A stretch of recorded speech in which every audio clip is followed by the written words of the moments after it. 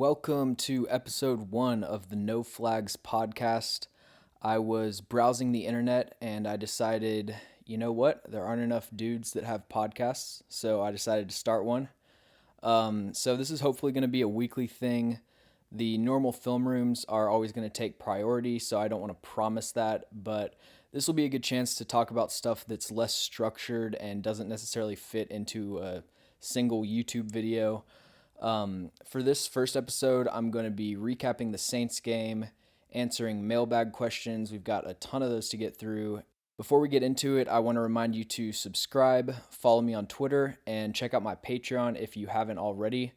Only $5 a month, and you get access to breakdowns of all the games that I don't cover on YouTube, my draft guide, end of season guide, and in about a week, you'll get access to my Titans film library with fully charted and sortable all 22 film of every Titans game, where in one click you can pull up every play the Titans ran cover 3 or every A.J. Brown target, all that good stuff. So with that out of the way, let's get into the recap of the Saints game. And I want to preface this by saying that I don't think we've gotten a very good snapshot of what to expect from the post-Derrick Henry Titans offense.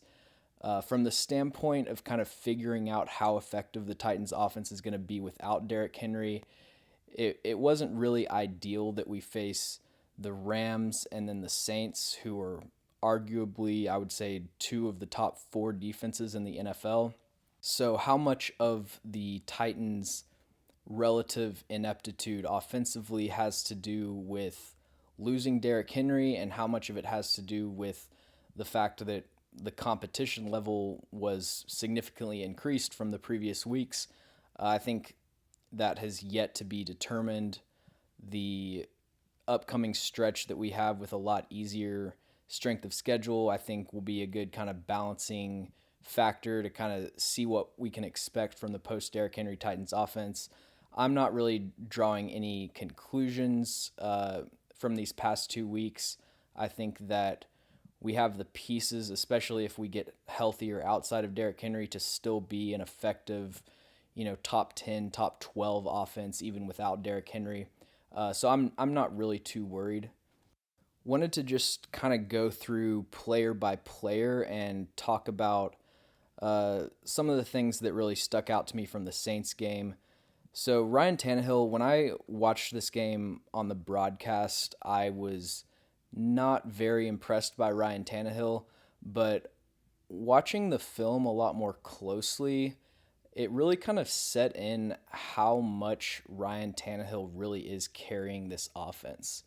And the thing that's interesting about Ryan Tannehill is through the second half of 2019 and through 2020, he had, I would say, a top 5 surrounding core. He had A.J. Brown, Corey Davis, that's a great 1-2 punch at receiver, a great group of tight ends, obviously the best running back in the league, an above average offensive line, and a really good play caller. And so Ryan Tannehill was kind of able to just be this game manager, efficient type of quarterback that, yeah, if you put him in to a great system, a great situation, he can be super effective. But the thing that I think a lot of people outside of Tennessee and myself honestly questioned is, if you take away that surrounding core, can Ryan Tannehill really elevate the offensive pieces around him in the same way that someone like Aaron Rodgers or, Russell Wilson, Patrick Mahomes would be able to?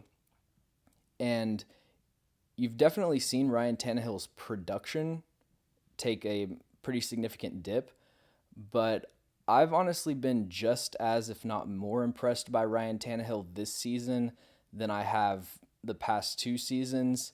I think a lot of the stuff that he's doing as far as sensing pressure and making throws out of structure and on the move has been really impressive to me. That was really my main one big criticism of Ryan Tannehill over the past 2 seasons, is that under pressure, he's not really able to extend plays, get out of the pocket, keep his eyes downfield, and still make throws.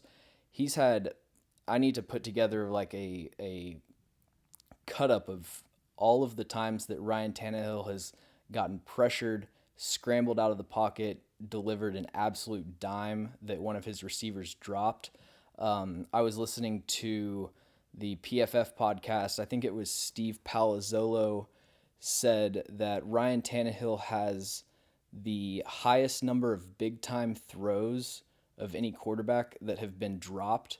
And a big time throw in PFF system is I don't have the actual definition in front of me, but it's basically like an accurate, well timed throw deep down the field into a tight window. So it's kind of like their equivalent of a touchdown. They have turnover worthy plays instead of interceptions, big time throws instead of touchdowns.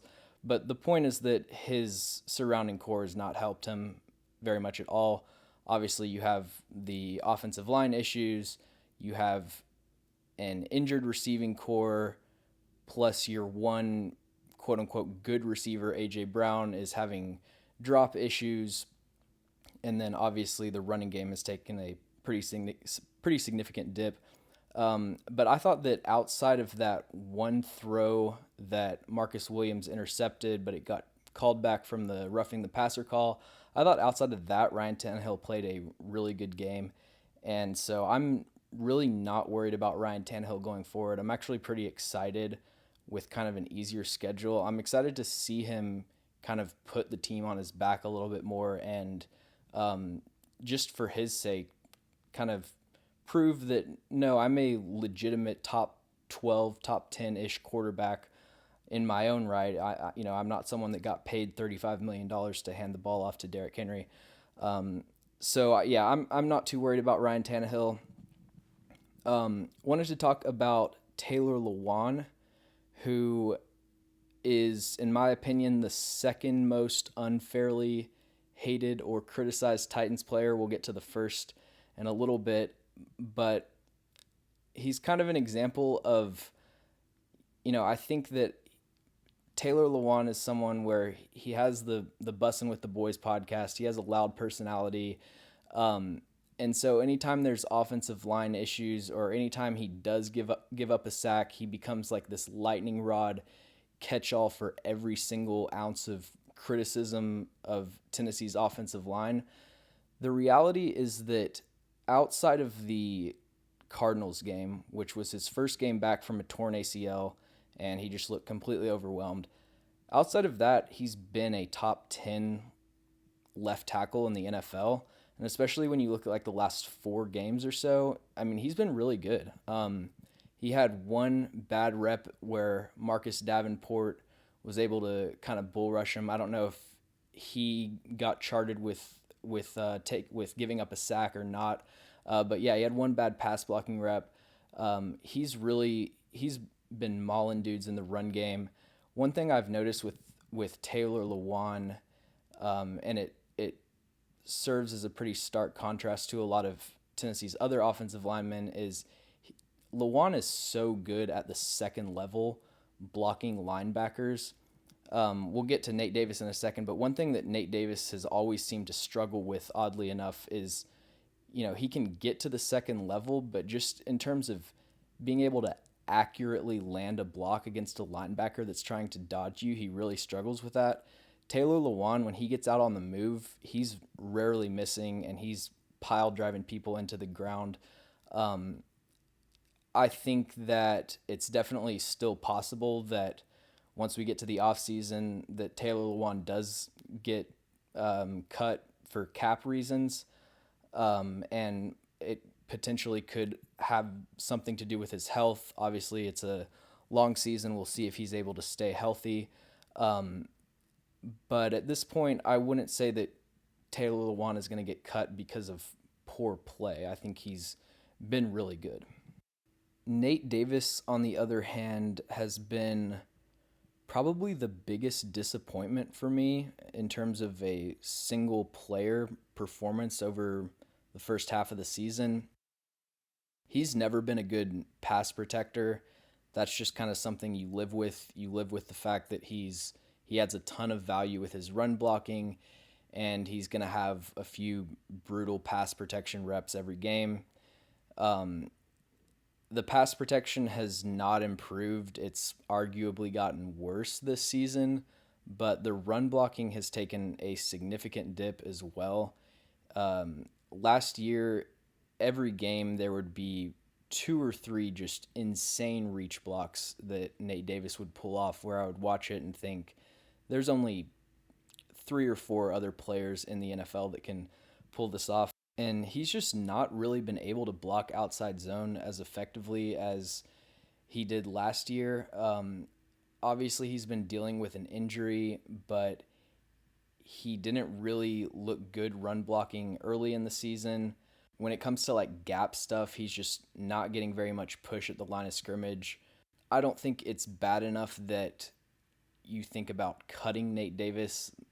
The Titans have enough issues on the offensive line as it is, and I think that obviously there's probably going to be some turnover on the offensive line, and you want to minimize how many different pieces you're exchanging in one offseason. So I think Nate Davis will be back next year, but yeah, just I was hoping that he would really take that next step and either elevate into being an elite run blocker or kind of bringing his pass protection up to the level of his run blocking and really become like an all-pro, Pro Bowl caliber guard. We just haven't seen that from Nate Davis this season.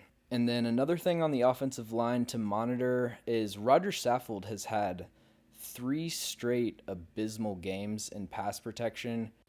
He just looks like he's never seen a swim move before in his life. I mean, literally any time a defensive tackle tries a swim move on Roger Saffold over the past 3 weeks, he's getting thrown to the side.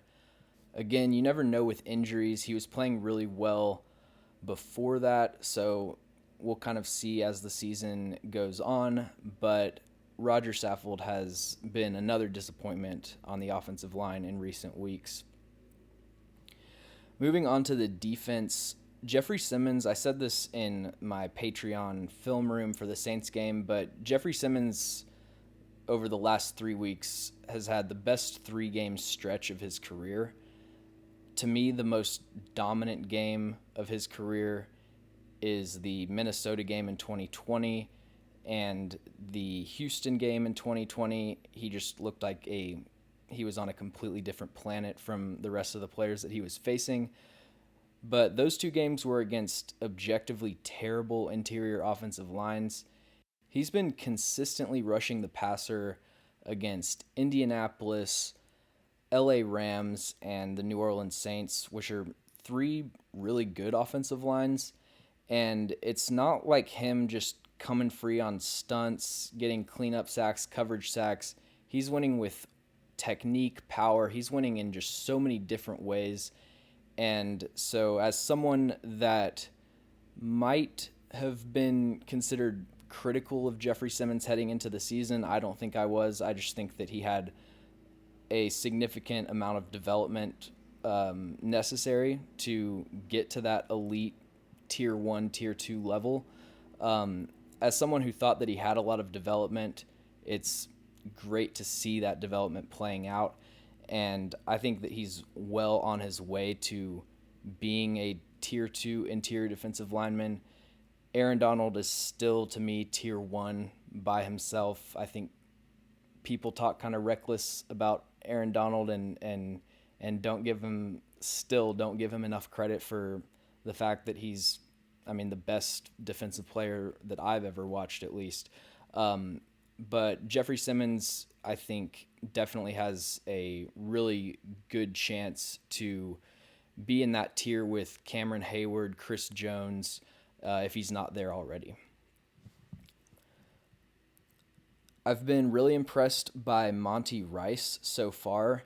He hasn't been making any spectacular plays or anything. David Long, is always making splash plays in the backfield. This year he's been doing a lot of that in coverage. Monty Rice isn't doing that yet, but he's playing really fast, playing like he's 100% comfortable in the defense. You never see him really taking false steps in coverage. He's always in the right spots. He's doing a pretty good job taking on blocks.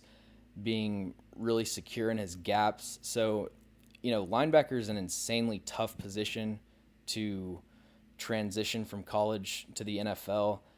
If you think about it, pretty much every aspect of modern NFL offenses are centered around attacking linebackers.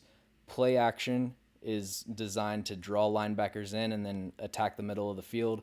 Motion is designed to get linebackers distracted from their assignments.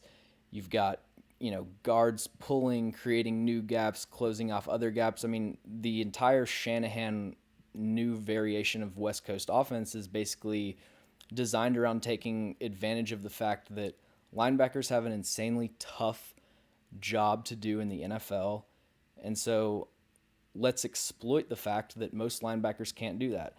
And for Monty Rice to come in and immediately play with so much confidence and just look calm and collected out there, it's great to see.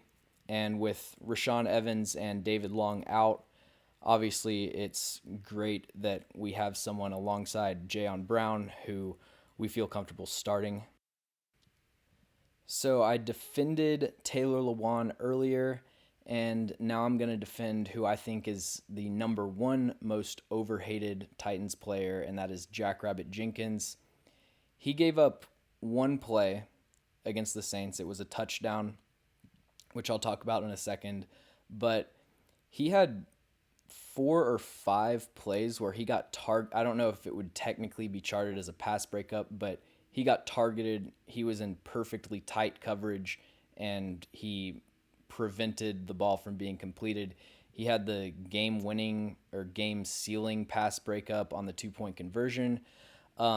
He played probably his best game as a Tennessee Titan against the Saints, and I still saw people saying that, like, oh, Jackrabbit Jenkins is a liability, he's terrible, all this. I think Mike Herndon made this point a couple weeks ago, but Jenkins is kind of suffering from the Malcolm Butler syndrome, where he has a rough first few games. He's a big free agent cornerback signing. He has a rough first few games, and then people just get this image of him as a liability at cornerback kind of implanted in their mind, and then he picks his level of play up and people aren't able to move on from their prior analysis of him. To me, Jackrabbit Jenkins has been exactly what I expected from him, and I think what the Titans expected from him, and that is a high-end number 2 corner, someone that, knock on wood, is able to stay healthy. I know he's on the injury report now because it's the 2021 Titans, but he's out there all the time. He's going to give up a few plays because that's what happens when you play man coverage in the NFL. You're going up against NFL receivers and they're going to get catches on you. But just like a really high floor, solid number 2 corner. The play that he gave up that was the touchdown, to me, was really more of an impressive play design from Sean Payton. I would encourage you guys to go back and watch the play, but it's essentially a fake RPO where they are faking the handoff. The offensive line is pretending to run block. The receiver's running kind of a lazy slant route or like a glance, whatever you want to call it. And then all of a sudden the offensive line is pass protecting. The receiver flares out, runs a corner route, and Jenkins just had no chance of defending that because of his leverage. Obviously, you would hope an elite corner makes an interception on that play, but to me, I watched that play and I think, okay, yeah, that was a really smart play design by Sean Payton. Moving on to Amani Hooker, who I think has been really good in coverage, but what stood out to me the most watching the New Orleans game was his run defense. And Amani Hooker's reliability defending the run has allowed the Titans to play too high pre-snap because they trust that Amani Hooker can come downhill and still fit his gaps. And the ability to show that too high shell and then drop into quarters or roll into cover three post snap just gives your defense so much more flexibility. A lot of teams can't do that, but the Titans have honestly one of the best safety duos, not just in pass coverage, but in run defense. And that has been a huge part in the Titans' ability to really have a formidable defense this year. Chris Jackson had, I don't know if it's his worst game of the season. He had a few just terrible games his rookie year, but kind of putting a bad taste on what was a really impressive season for him so far. I would say be patient with Chris Jackson. You know, I'm not someone that's gonna just give up on a player after one bad game, but with Christian Fulton back healthy and Elijah Molden playing pretty well in the slot, you know, his role as a starter is definitely in flux for sure. And then last note from the Saints game, Christian Fulton is a stud. We have, in my opinion, a number one. There's not really such a thing as a lockdown corner anymore, but the potential to be as close to a lockdown corner as exists in the NFL. He's just so impressive. Came back from injury and picked up right where he left off. David Long is normally my favorite player to watch film of, but with David Long out, at least I have Christian Fulton to watch because he is definitely a close second for me. All right, so now getting into the mailbag, and we've got a ton of questions here. I did not write down the names of who asked these questions, so I apologize for that. I will do that in the future. But first question, with Fulton returning, how do you see Chris Jackson's role going forward? He and Jackrabbit have both excelled lately, so it would be hard to bench one of them. Byard has given a lot of credit to Jackrabbit, especially of late, noting the veteran's pre-snap diagnosis. Could Jackson move back into the slot and bump Molden? So yeah, kind of talked about this. To me, the ideal cornerback trio would be Fulton and Jenkins on the outside, and probably Molden in the slot, but it would be matchup dependent. Chris Jackson has a little bit more speed than Molden, so if you have like a really speedy slot receiver, I might be more comfortable with Chris Jackson on him in the slot. Although the Titans have been playing a lot more zone coverage since the Buffalo game. Really, the first 5 weeks of the season they ran, I think, the fifth most man coverage in the NFL, and the last 5 weeks of the season, they've ran the fifth least man coverage in the NFL. And Elijah Molden is just a player who's a lot more comfortable in zone coverage with his eyes facing the quarterback. My comp for him in the draft process was actually Desmond King. And so, yeah, I think that I really would hope that the Titans lean into this zone-heavy scheme that they've kind of been forced into with their cornerback injuries. And in that scheme, I definitely like Molden a lot. I've noticed Naquan Jones playing a higher number of snaps of late. Do you think he supplants Tart as our nose or remains a role player for the time being? His play seems to be quality, but perhaps inconsistent. So Naquan Jones, I was talking about this on Twitter, but I think I scouted 235 draft prospects for 2020, and Naquan Jones was the 234th best player that I scouted, just from my grading system. I just really saw nothing on his tape that was impressive to me outside of the fact that he had length. Like, that was really it. For a 340 something pound guy, the amount of times that he was getting pushed off the ball was pretty astonishing. And I really credit Vrabel and the coaching staff for how they've developed Naquan Jones, because he came in the preseason and looked exactly like that player, where I'm watching him and I'm just like, I don't see it with this guy. gets some snaps in the regular season, looks a little bit better, and then the last couple games he's actually been a really solid player.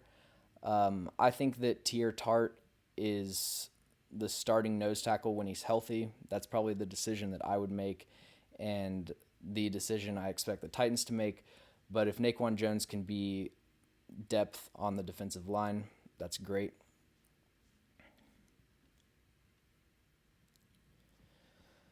All right. You said you were in school, right? What do you study? So I actually just switched my major to sports media, and I was previously civil engineering. Realized that I just was not passionate about that, and so I am now studying sports media, sports journalism. I can't remember exactly what it's called, but yeah, a lot more having to do with my interests for sure. Do you think David Long has already solidified his name in the star middle linebacker convo? It depends how you define star. I mean, I definitely wouldn't say that he's a superstar. Um, for me, when it comes to defining like what a player is, I'm really big on sample size. I'm gonna be really hesitant to make declarative statements about a player until I've seen it for an extended period of time. Prior to this season, David Long was kind of this nice third linebacker that would come in and make some plays in the backfield, but he was really inconsistent in coverage. This year, what's been most impressive is just how much better he is in pass coverage, and he's improved his tackling, he's improved his ability to diagnose runs as they develop. And so I think that if the David Long that we've seen through 7 weeks or whatever it is, if that keeps up, I think he's a top 15 linebacker. I'd have to sit out and rank them. But yeah, I mean, I think he's on his way. I mean, he's to me, he's still not up there with like Eric Kendricks or Levante David, Fred Warner, Bobby Wagner, those guys, but I'm a big fan of David Long. Obviously, you'd like to let Rashaan Evans walk, but how do you feel about the Titans re-signing Jayon next season, and what would you want the contract to look like if you're in favor of it? So, any question about if I'm in favor of re-signing someone, almost always the answer is it depends on how much they would cost. So last offseason, I wasn't in favor of re-signing Jayon Brown because I was expecting him to get the Matt Milano deal, which was like 4 years, $11 million a year, something like that, which to me is just an overpay, not just for Jayon Brown, but for a linebacker. But then he comes back for 1 year, $5 million, which is a bargain. And so if Jayon Brown was willing to take like, I don't know, 2 years, $9 million, I would definitely be in favor of that. But if he's looking for a long-term deal with a lot of guarantees, I mean, I'm fully comfortable with Monty Rice and David Long as the linebacker duo next year. Why do you think Mekhi Sargent was allowed to go to LA after Henry went down? I liked him in the preseason, maybe just wanting a veteran presence. Yeah, so as far as players switching teams, like that definitely happens all the time where a team will sign someone that was on the roster or on the practice squad of the team that they're about to play. I don't think that like Mekhi Sargent was, it's not like he's giving them any crazy details that's just going to make the game unfair or whatever.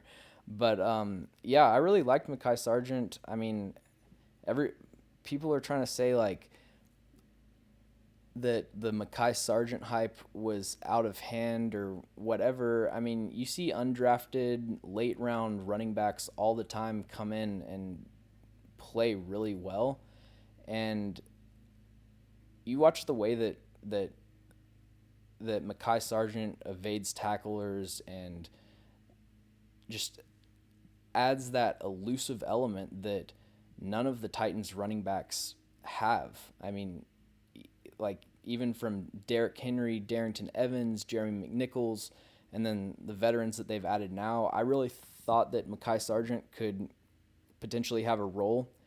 When it comes to players like that, though, I kind of always defer to the team and the coaching staff because my opinion of Mekhi Sargent is based off of 2 or 3 preseason games, and their opinion of him is based off of months of practice reps that they've probably watched hundreds of times. So I'm sure they know what they have in Mekhi Sargent.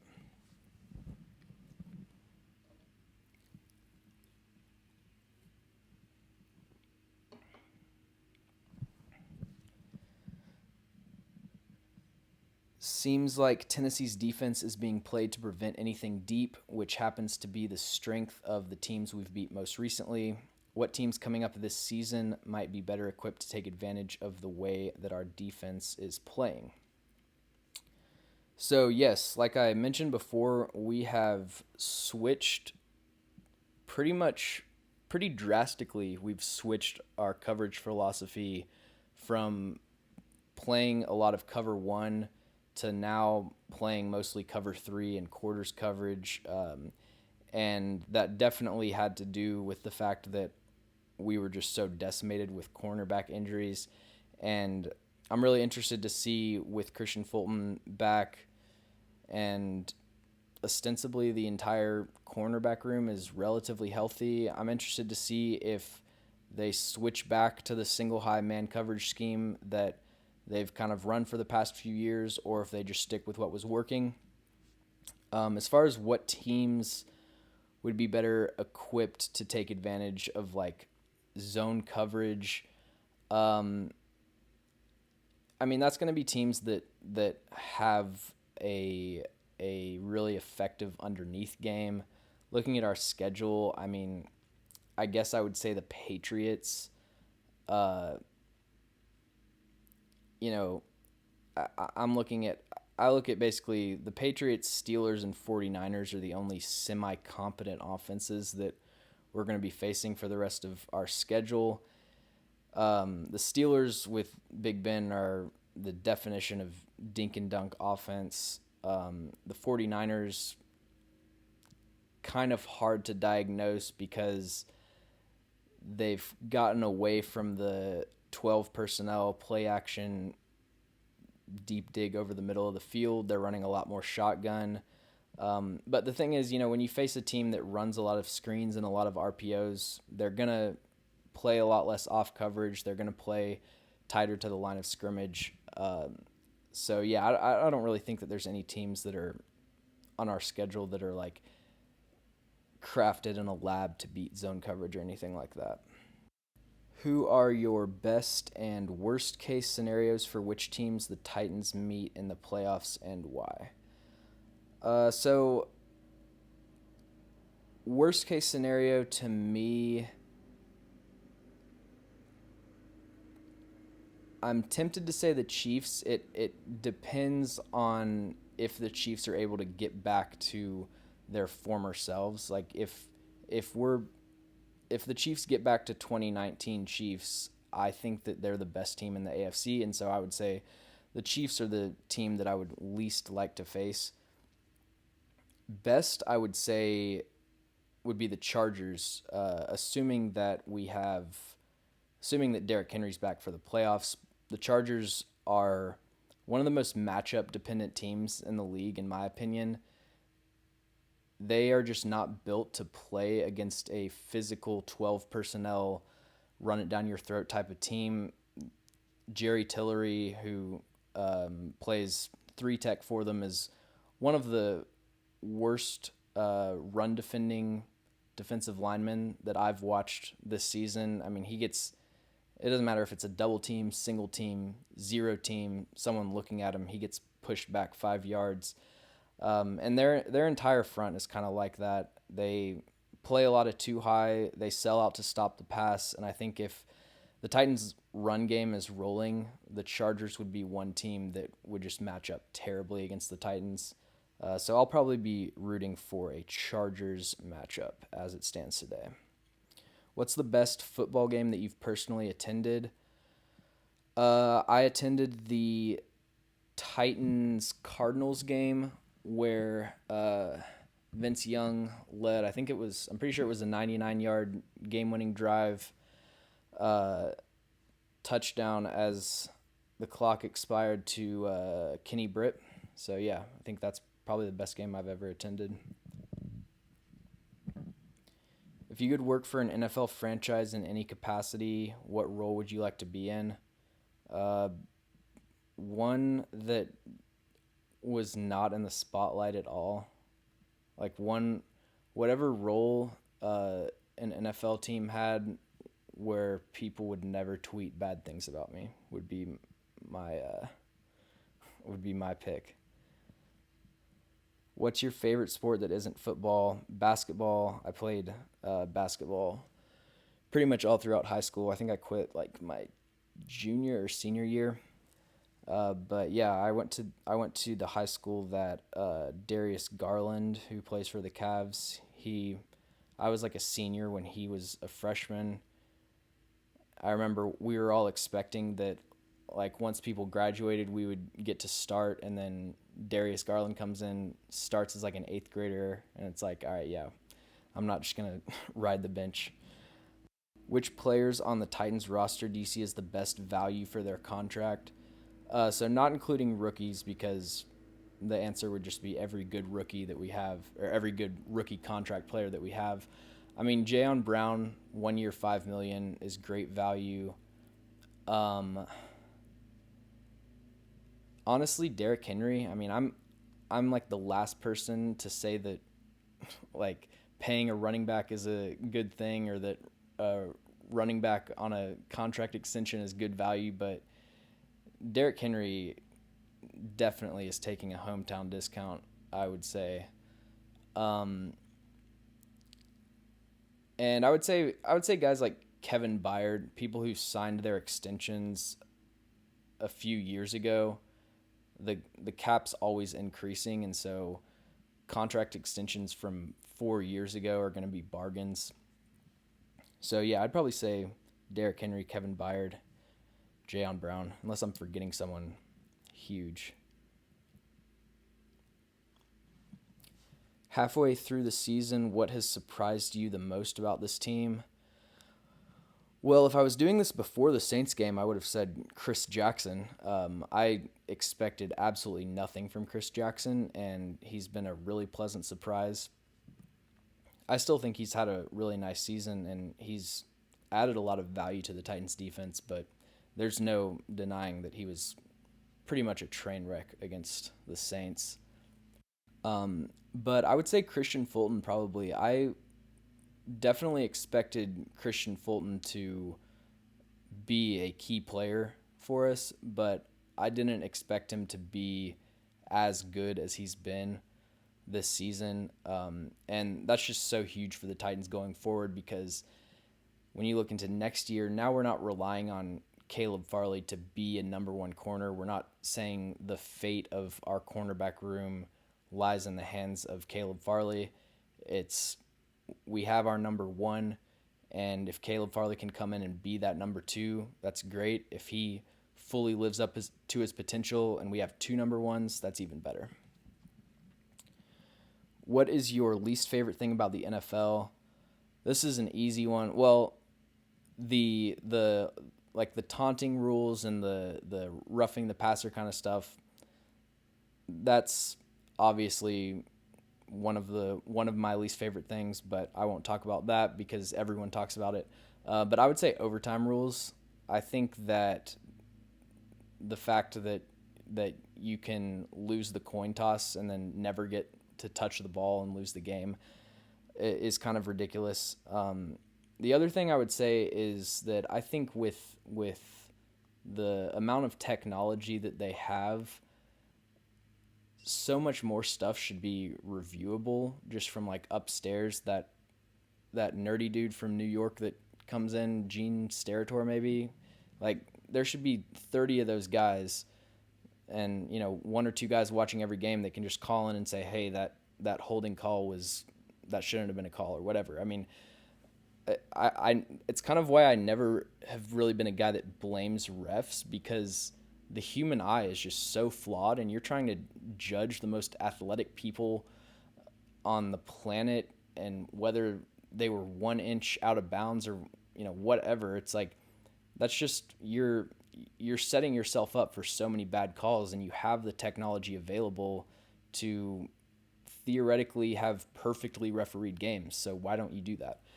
So yeah, overtime rules and lack of reviewing. Let's see. This is another Chris Jackson question. 2 years ago, J-Rob traded a 4th-round pick for Tannehill and a 6th-round pick that became David Long. Am I the only one that thinks this might have been the best trade in Titans history? There are not any trades that come to mind that are better than that. If you have one, definitely leave it in the comments. Do you think we could keep this zone-heavy scheme we're running when Fulton returns? He seems a lot more comfortable in man, and I'd hate for us to disrupt what's already working. Yeah, I've talked about this. Running like cover 3 and cover 4, zone coverage is it. Pretty much every zone coverage turns into man coverage at some point. Like, quarters coverage is technically zone coverage, but it's really match coverage. So it's like if the receiver that Christian Fulton's lined up on releases vertically, then he has him in man coverage, or if he's playing the deep third in cover 3 and the outside receivers running vertically, yeah, he's tilted inside, kind of facing the quarterback, but it's man coverage basically. So I don't want Christian Fulton playing a ton of flat routes and cover 2 and that kind of stuff. But if I would definitely be a fan of sticking with the match zone, match man kind of balance that they've struck over the past few weeks. What's our immediate need in this draft? That's a tough question, especially because I haven't really started watching that many draft prospects. But I would say offensive tackle and receiver would be what I'm looking at with the first pick. And then in like the 3rd round, I would look at tight end, interior offensive line, maybe would even be down to go corner. I think this would be a great year to trade down. We're obviously missing our 2nd round pick because of the Julio trade. So yeah, I would definitely be in favor of trading down. Has Dupree been a bad signing and contract? So I don't really like to say that someone was a bad draft pick like super early into their tenure, or say that someone was a bad signing or a bad contract before their first year is even finished. I've talked extensively about how I didn't think that the Bud Dupree signing was a good one. He has not looked very good at all, in my opinion, when he's been on the field, although he has been injured. And so I'm giving him sort of a grace period before I really judge his performance. His lack of production is being masked by the fact that the rest of the front 4 has been super productive. But yeah, that's kind of more of a question that I'm more comfortable answering when we at least have a full season behind us. Should we have done more at receiver considering Julio's injury last year and the state of things this year, both in the offseason and free agency? Yeah, definitely. I mean, I think one step towards doing more at receiver is drafting someone other than Des Fitzpatrick. I said this in the Des Fitzpatrick video. I thought there were a lot of receivers available at the time that were just a lot better prospects. I would have definitely been a fan of doubling up at receiver. and I'm not counting Racy McMath. You can't expect 6th and 7th round players to make contributions. But yeah, I think they definitely should have attacked it with more urgency in the draft, and also just it's kind of blunt to say, but just drafted better players, honestly. Um, as far as free agency, you know, Josh Reynolds as a number 3, on paper, that really did seem like a good idea. I don't really know the behind the scenes of why he didn't work out. I thought the one time that he was used a lot in the Jets game, he looked like, honestly, the third best receiver on Tennessee's roster. Um, and so I don't necessarily blame them for not wanting to sign some massive contract. Like, I'm glad they didn't sign someone like Kenny Galladay, for example. But yeah, I mean, I think they definitely should have done more at receiver. Where do you rank Vrabel among the other 31 head coaches? I would say definitely top 10. I think that I always struggle with evaluating how good a coach is, because to me, one of the most difficult things in sports is separating the players from the coaching. Like, when you watch a good team, a lot of times it's really difficult to be able to say, oh, they're good because of the coach, or they're good because of the players. And if you determine that they are good because of the coaches, it's like, are they good because of the head coach? Are they good because of the offensive coordinator, position coaches, all that kind of stuff? To me, the one thing that I think has really sold me on Vrabel being a top tier head coach is the fact that he's been able to still have so much success this season with all of the injuries. I'm willing to give a head coach a pass if they just get slammed with a ton of injuries. But if you get slammed with a ton of injuries and you're still able to maintain the level of performance that you would have if you were fully healthy, to me, that's one of the clearest indicators of good coaching. So yeah, Mike Vrabel has definitely gone from someone that I was kind of not really sold on heading into the year to someone that I'm a lot more comfortable with as head coach going forward. I guess Vrabel could honestly be one of the surprises of the season for me. How bad are the cut Lawan this offseason takes? I don't think they're that bad. I mean, if you're saying cut Lawan because you think he's a liability at left tackle, I think that's a bad take. But if you're saying cut Lawan because he's old, he's struggling with injuries, and you could save a lot of money, um, I don't think that's the worst take in the world, and I think it's definitely realistic. Taylor Lewan and Roger Saffold are two guys that are up there in age, that are kind of struggling with off and on injuries, and that the Titans could save a lot of money by cutting. I would be okay with cutting one of them, but not with cutting both. I mentioned earlier, I think that if you've decided that you're going to make a lot of changes at offensive line, you want to minimize how many changes you actually make.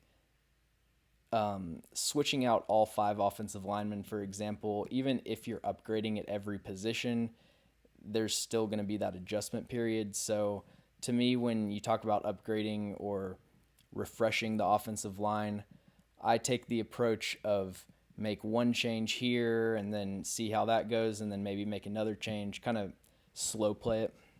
Kari Blasingame being out is bigger than folks are talking about. The man can lead block. If he isn't able to return healthy, do the Titans abandon the power I have been really impressed by Torrey Carter, actually. I think I actually think that Torrey Carter's played better than Blasingame this season. How is Harold Landry getting his sacks, and what would an appropriate contract extension look like? Harold Landry is getting a ton of his sacks off of stunts and cleanup sacks and that sort of thing. A lot of it has been kind of schemed up. There's not really a lot of true just traditional one-on-one, beat the blocker, get to the quarterback type of sacks. Um, and the fact that he has not really been that productive throughout his career, and then all of a sudden, once the surrounding core improves, he sees this spike in production. That makes me really nervous to give him a long-term contract extension. I still think he's a really good player, and his versatility is super valuable to the Titans' defense. And so I would 100% be in favor of the franchise tag. And if he really does keep up that play and you decide that you want to extend him after the franchise tag, you can do that, and it might cost you a couple extra mil per year because you franchise tagged him. But to me, that cost is worth the added security of kind of knowing what you're getting. So yeah, I'm team franchise tag for Harold Landry at this point.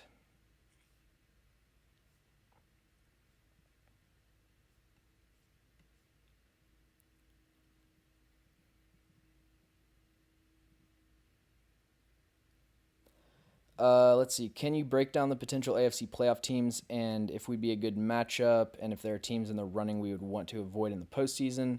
Kind of talked about that earlier. Let me pull up the standings, actually. I would, even though I think the Ravens are a good team, I would love to play the Ravens just because they're my least favorite team in the NFL, and beating the Ravens, there's just truly nothing better than it. Um, the Chiefs, it really depends on if they're able to get their offense sorted out, but I will still say the Chiefs are not a team that I want to see. Um, the Bills are a team that I've kind of been lower on than the consensus. I've always, at least for the past year, I've kind of thought they were a little bit overrated. Um, but they are a good team, and so if they ended up with the 5 or 6 seed or something, and we got matched up with them in the first round, that wouldn't be ideal. But yeah, like I mentioned, the Chargers are who I would want to face, and then the playoff picture is so wide open. You got teams like the Bengals and the Steelers, Raiders, any of those teams I would like to face. I think the Browns are not a great team right now, but they definitely do have a high ceiling, and I am not in love with the idea of our offensive line going up against their edge rushers. So yeah, I would say Browns, Chiefs are probably the two teams that I would be maybe more worried about than most people. And then the last question, has Janoris reclaimed the name Jackrabbit? If so, why?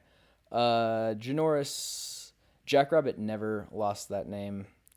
People need to give my man some respect. All right, thank you all for listening. Hopefully you enjoyed this podcast, and ideally this will be a weekly thing, but we will see. Have a good one, everybody.